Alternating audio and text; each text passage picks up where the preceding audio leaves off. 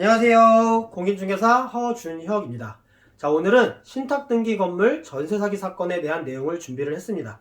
자, 지난 14일 창원시 마산 회원구 양덕동 한 오피스텔 건물에서 세입자들을 상대로 5억 원 규모의 신탁 부동산 사기를 벌인 혐의로 3명이 검찰에 불구속 송치되는 사건이 있었는데요. 사건의 내용은 이렇습니다. 자, 집주인 A씨는 2019년 1월 이 오피스텔 건물의 소유권을 신탁회사에 넘기고 그렇게 받은 수익권 증서를 담보로 해서 부산 소재 한 금융기관에서 거액을 대출을 받았다고 합니다. 이런 것을 부동산 담보신탁이라고 하는데요. 자, 이렇게 되면 A씨는 더 이상 법적인 소유권자가 아닌 게 됩니다. 소유권은 신탁회사로 넘어가게 되죠.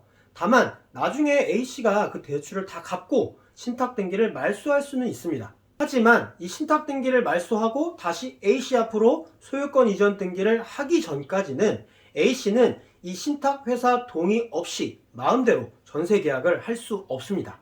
자, 이 부분을 임차인들도 분명히 인지를 하고 계셔야 돼요. 특히 이 담보신탁이라는 것이 세입자들에게 위험한 이유가 또 있어요. 일반적인 담보대출보다 더 많은 액수의 대출을 받기 위해서 이 담보신탁이라는 것을 하는 것이기 때문에 대출액이 많은 건물이라는 것을 인지하고 계셔야 돼요. 또 이 적법한 임대 권한이 없는 소유주와 신탁회사의 동의 없이 전세계약을 한 세입자는 임대차 보호법의 보호도 받지 못하게 됩니다. 결국 이 사건의 오피스텔은 집주인 A씨가 이런 신탁등기 사실을 알리지 않은 채 총 15가구의 세입자와 본인 이름으로 임대차 계약을 했어요.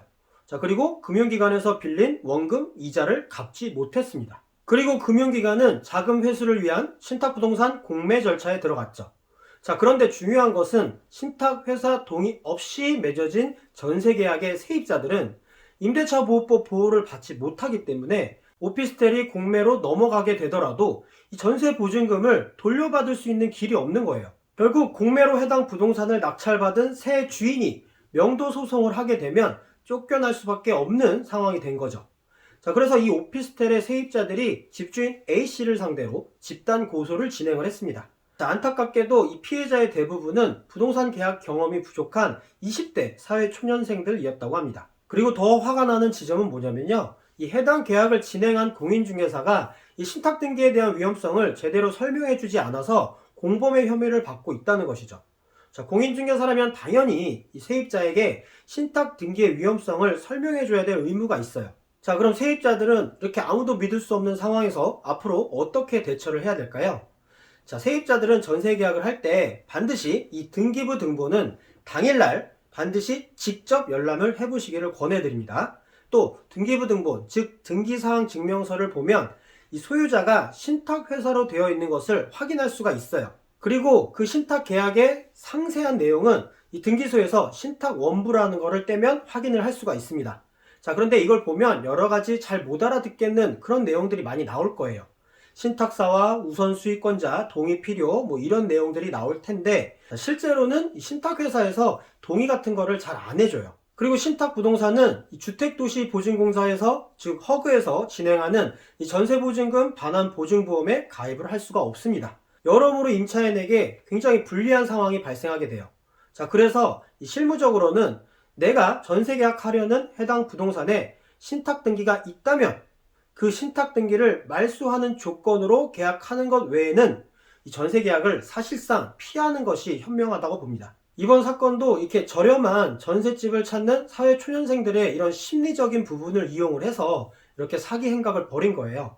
자, 정확히 기억을 하시고 앞으로는 단호하게 말씀하실 수 있어야 됩니다. 자, 신탁등기 말소 해주시면 계약하겠습니다. 하지만 신탁등기 말소 안 해주면 저는 다른 집을 알아보겠습니다 라고 말씀을 하셔야 돼요. 물론 신탁등기의 종류에 따라 달라질 수도 있고 어떤 특약을 쓰느냐에 따라서 상황은 달라질 수 있지만 본인이 부동산에 대한 지식이 충분한 전문가가 아니라면 사실 저는 이렇게 말소 조건으로 계약을 하시는 게 가장 안전한 방법이라고 생각을 합니다. 왜냐하면 월세 보증금도 아니고 이 전세 보증금은 굉장히 전 재산이나 마찬가지인 큰 금액이잖아요. 그래서 저는 이 방법을 추천을 드리는 거예요. 오늘 영상은 여기까지고요. 저는 또 다음 영상에서 좋은 내용으로 찾아뵙도록 하겠습니다. 감사합니다.